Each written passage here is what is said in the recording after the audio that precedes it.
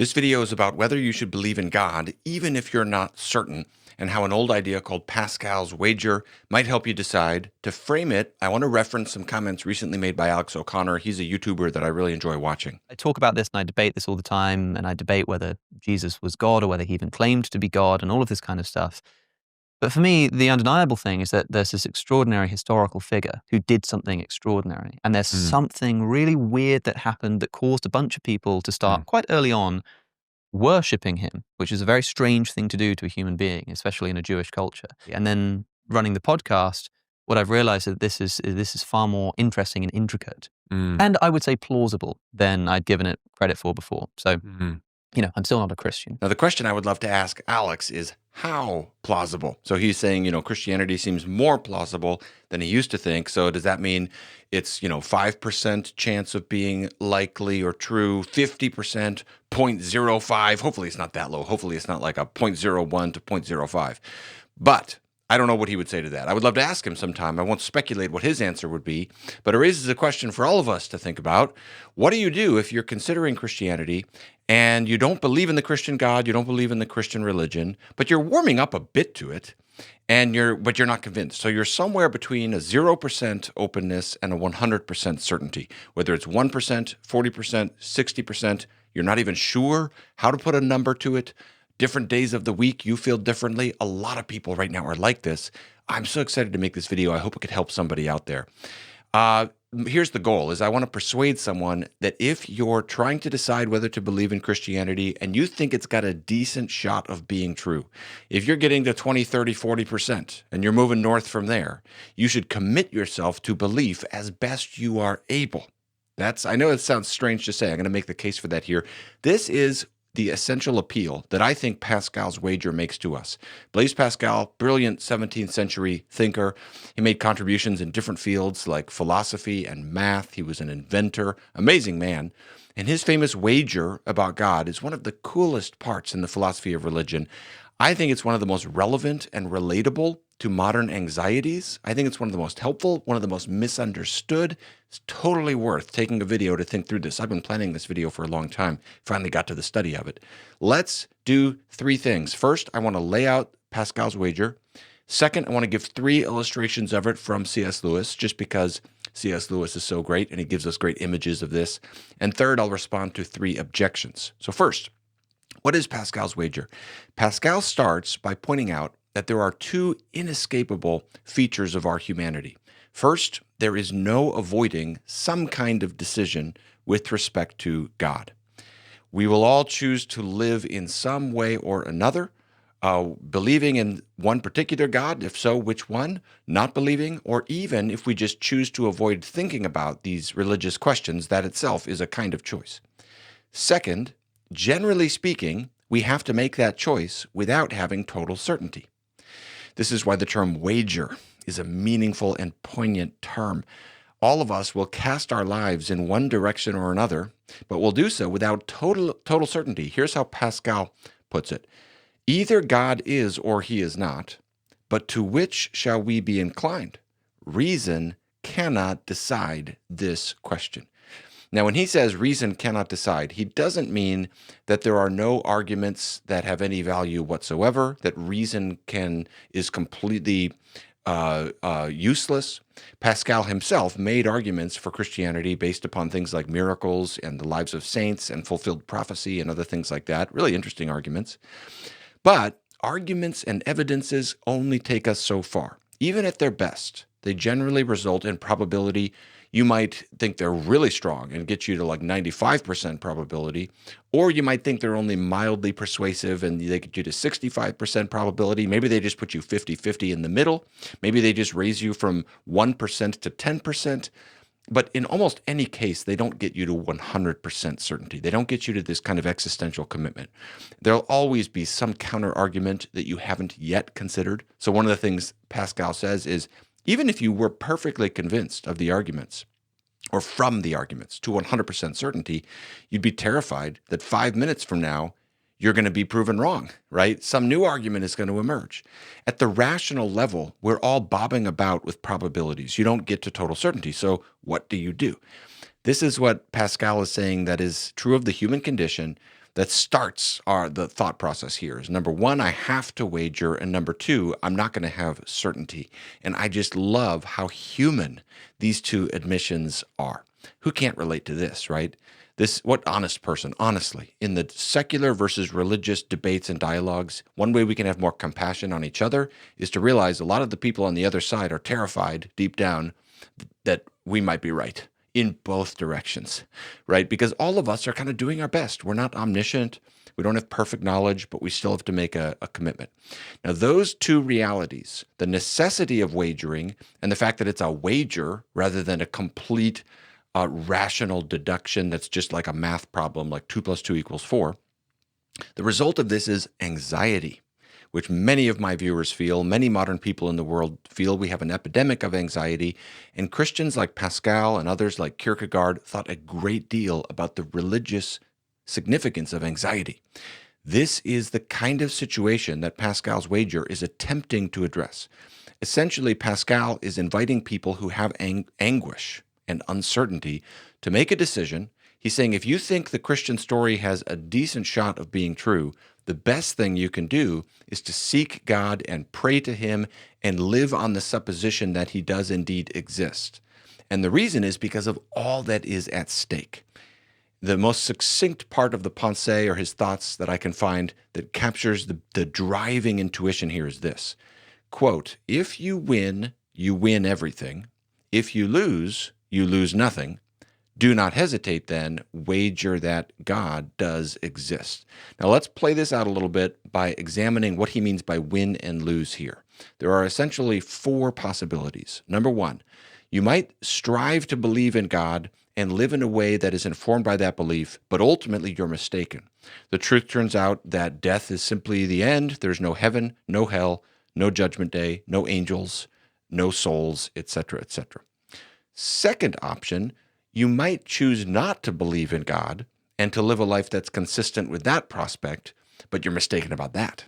There is a final judgment. There is an ultimate happy ending to reality.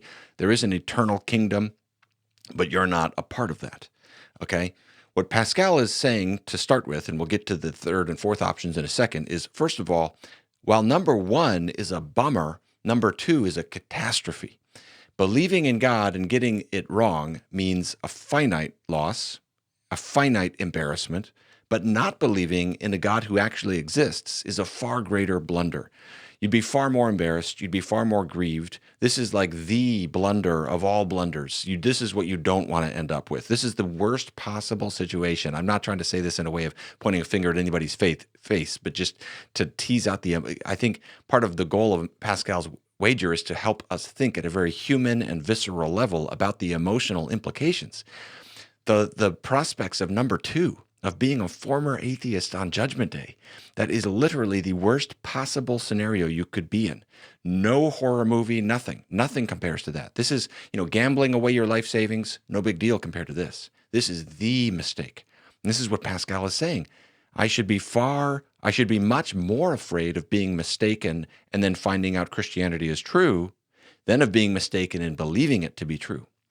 But it's not just the fear of the worst case scenario that is involved in this reasoning.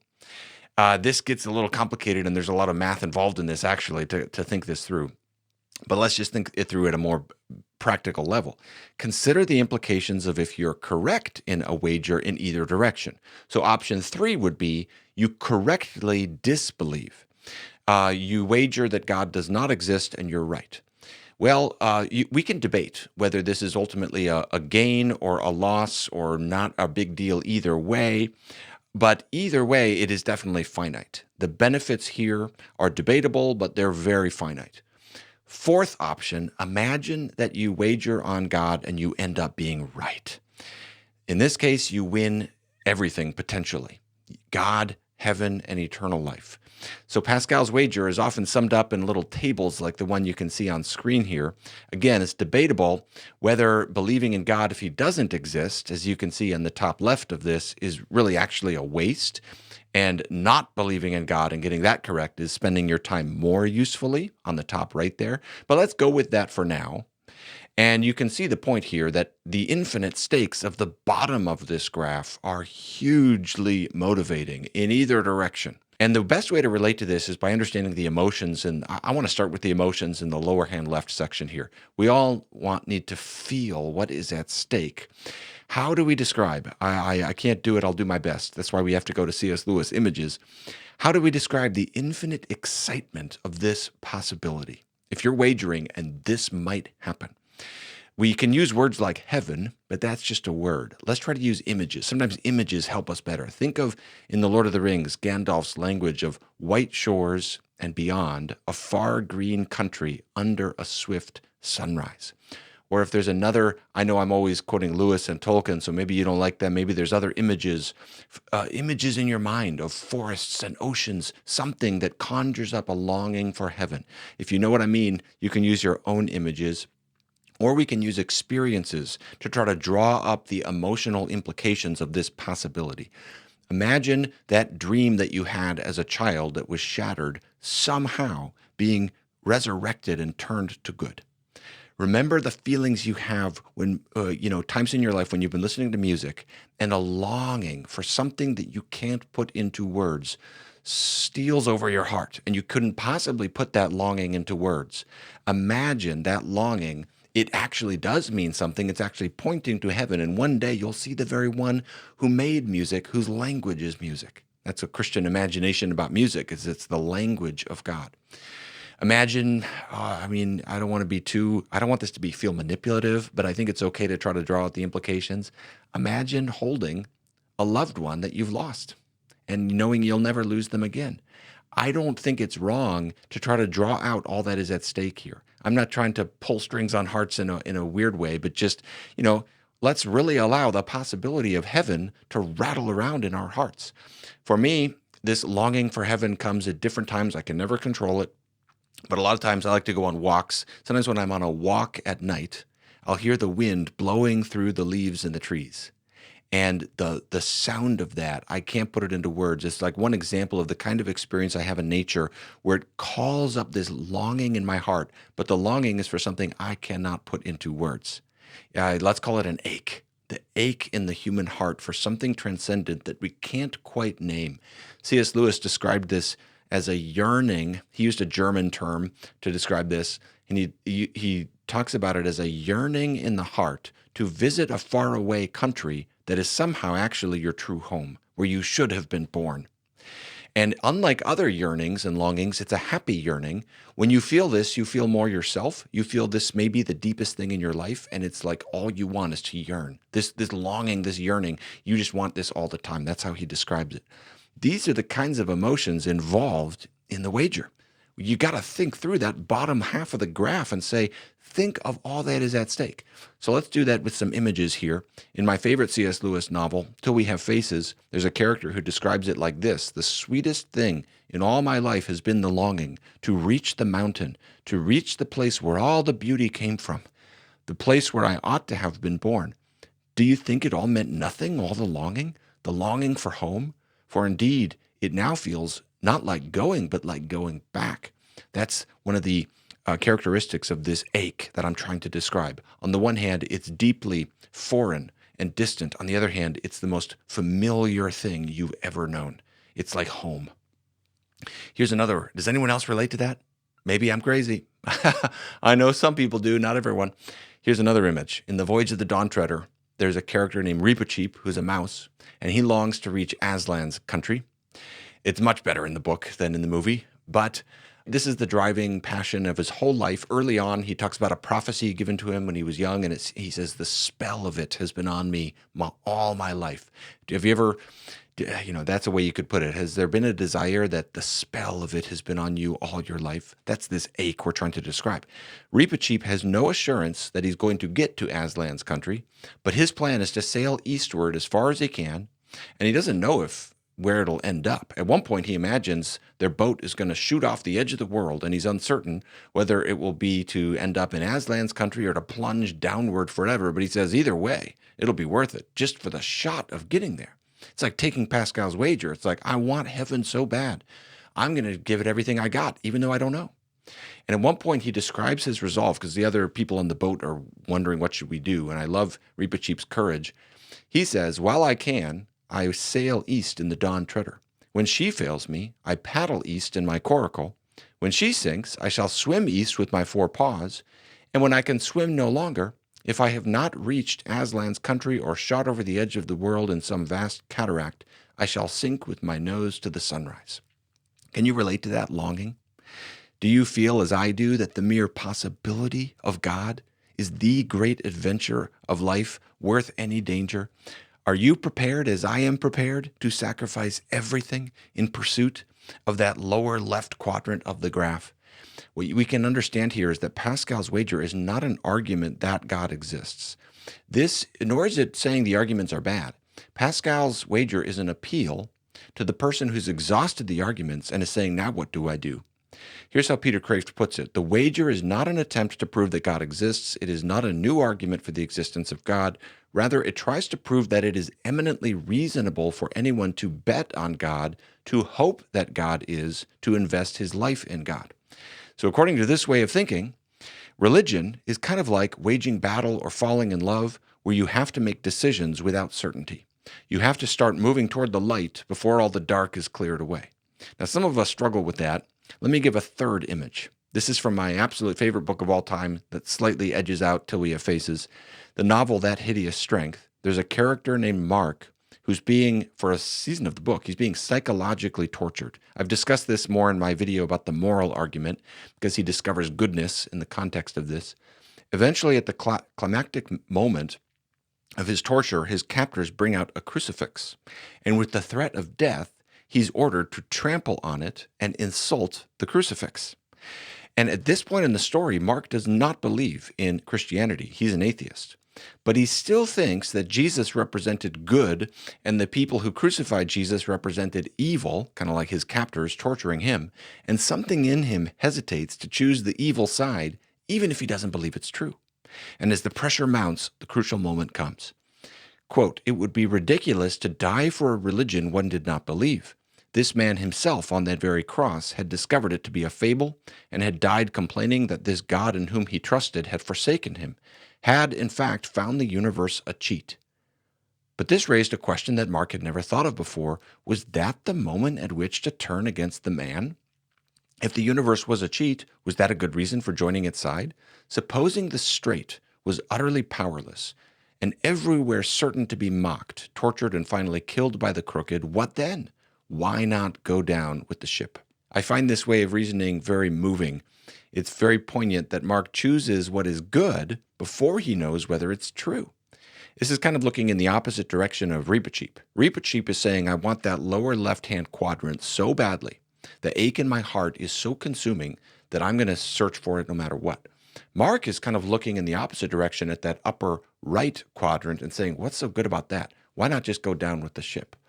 Now, will a true faith in God ever have moments like this where you make decisions like this? May we never think true faith is easy. There are times to make decisions before you have certainty. There are moments to look down the road at the stakes, at the implications emotionally and existentially, and make the best decision you can in light of that. Being not sure, being uncertain does not require inaction. Now let's think through some objections to this way of thinking. You may have thought of these yourself. We'll put 3 of them on the screen here. The first is to say, well, why couldn't this be a reason to believe in some other deity? Why limit this reasoning to Christianity? And this is perhaps the most common objection to Pascal's wager in the academic literature, sometimes called the many gods objection. But I think the answer to this, at least from Pascal's point of view, is fairly simple. Pascal simply believed that the evidence for Christianity is stronger than that for other religions. And therefore, the wager applies uniquely to this dilemma, whether I should believe in Christianity or not. For example, when he's describing God's revelation, Pascal seems to think that God will make the truth about Christianity at least roughly 50% probable to those who are considering it. So he says the evidence is such as to exceed or at least equal the evidence to the contrary. Now, you may disagree with Pascal about that, but I'm just explaining how his argument works for him, because he would basically say other religions don't come up to that level of probability. In the Cambridge Companion to Pascal, there's a discussion about this, why he thought in particular, Islam is not as plausible as Christianity, and what he felt about Muhammad's teachings compared to, say, fulfilled prophecy in the Bible and the teachings and claims of Christ and so on and so forth. So he kind of makes that case. Here's not the place to analyze that and to try to argue for Christianity over Islam or something like that. But you can understand from Pascal's standpoint, if he thinks Christianity is the most probable religion, why the wager will uniquely apply to this circumstance. And so if you're out there watching this video and you're still thinking about other religions, maybe you're 50-50 between Hinduism and Christianity, fine, God bless you, keep discerning that. And Pascal's wager simply doesn't apply to that circumstance. But you can appreciate what it does apply to, the person who's trying to decide whether I should believe in Christianity or not, if I think it's the most plausible religion. Okay, here's a second objection. Does Pascal's wager make faith into a mercenary, selfish affair? Like we're simply hedging our bets for our sake rather than loving God for his sake? And this is a reasonable concern, but I think there's a couple things that can be said against it. First of all, the goods that motivate someone to take Pascal's wager need not be limited to self-interest. You might choose to believe in God both to avoid hell and to become more virtuous. You might think, and you might find it plausible, that if I commit myself to believe in God, it's more likely both that I'll make it to heaven and that I'll be a better person. Related to that, self-interest is not always bad. It might turn out that the desire to go to heaven and the desire to love God serve one another and over the long run shape one another. This is what Michael Rota points out in his excellent book on Pascal's wager. Quote, even if initially the wagerer were motivated by self-interest, it's more likely that he or she will eventually develop a purer love for God if a commitment is made than if not. So stemming from that, we can make an important distinction here between taking Pascal's wager and actual faith. Choosing to commit to belief in God might be the first step of many other steps that follow that will eventually result in actual faith. But taking that first step is more likely to result in actual faith. So a small spark might blow into a fire, but the spark is good then, even if it's not a fire itself. Here's how Peter Kraft puts it. True faith is not a wager, but a relationship, but it can begin with a wager, just as marriage can begin with a blind date. Okay, now this distinction between taking the wager and actual faith, as not the exact same thing, though one can serve the other, can also help us address the third objection that I know many people, I wonder if Alex feels this, I know many people feel this, I think this is a totally understandable question of how do I simply choose to believe in God? What if I find out that I can't help it and I can't just force my beliefs? And for someone in that circumstance, you have my compassion and my prayers because I understand that's a difficult place to be. Nonetheless, I don't think we're totally helpless at the mercy of whatever our intellect is handing over to us. We can take actions, and those actions can shape our beliefs. And when Pascal talks about choosing faith in God, he's not just thinking about cognitive persuasion. He's thinking about an orientation of our whole life, the decisions we make in light of the possibility of God. This is something we can control because we can act as if we believed in God. We can persevere in a sincere pursuit of God, reading, praying, groping forward, moving toward the light as best we can, like Reepicheep sailing east. He's not sure if he's going to shoot off the world into some vast darkness, but he's sailing. He keeps going. He's going to sail no matter what. You can do that. You can resist those dark pathways that would be leading you away from God if he did exist. Like Mark refusing to spit on a crucifix even before he's sure whether or not Christianity is true. So what that might look like minimally would be a wholehearted, sincere commitment to prayer, studying the Bible, reading Christian theology, attending a church, getting to know other Christians, making a sincere effort at virtue. And the thing to remember in all of that is it's not just checking off a box, you're relating to a living person. And that is why sincerity and courage in your heart is so important. The pathway to God will involve, amidst all these other activities, bringing that deep ache forward. And it will mean, and it will not be easy, seeking God is no walk in the park. It will mean bringing the deepest longings of your heart. And honestly, like Reepicheep, putting everything you are into this task as the great task of life. And the happy promise that attends this effort is if he's out there, he is not going to let you sink along the way. The promise of the Bible is draw near to God, he will draw near to you. when you seek me with, hear these words from God himself. Maybe the Holy Spirit will touch someone's heart with these words. You will seek me and find me when you seek me with all your heart. My invitation would be, will you test those promises? Will you seek God with all your heart and persist in doing so and just see what happens? So wrapping up here, there are many circumstances that Pascal's wager is not addressing. The person who's considering between Christianity and other religions, that is a different conversation. But if you're considering Christianity and you come to think it has a decent shot of being true, but you're just not sure, the best thing to do is take Pascal's wager and seek God.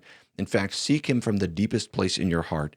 Seek him as though you're Reepicheep seeking Aslan's country, sailing and giving everything you have for it, because it's really worth it when you think about all that is at stake. And if the longing for heaven and the fear of God is in your heart, the fear even of the possibility of God, it makes sense. This is a rational commitment to make at that point in the journey. And the promise is, if the Christian message about God is true, if he's the kind of God who's, though deeply mysterious and no pushover, nonetheless does love you so much as to die on a cross for you, he's not going to let you fall off the edge of the world along the way. If you're like Reepicheep swimming along and your coracle is done and the boat is long behind and you're swimming with all your strength, he will not let you drown. That's the promise. So the appeal is, why not just believe? What is there to lose? What if it's true? I hope this video will be helpful to someone out there. Let me know in the comments if you think there are other objections we haven't addressed here. I love this argument. I'll keep thinking about it, though. I'm open to pushback. Let me know what you think.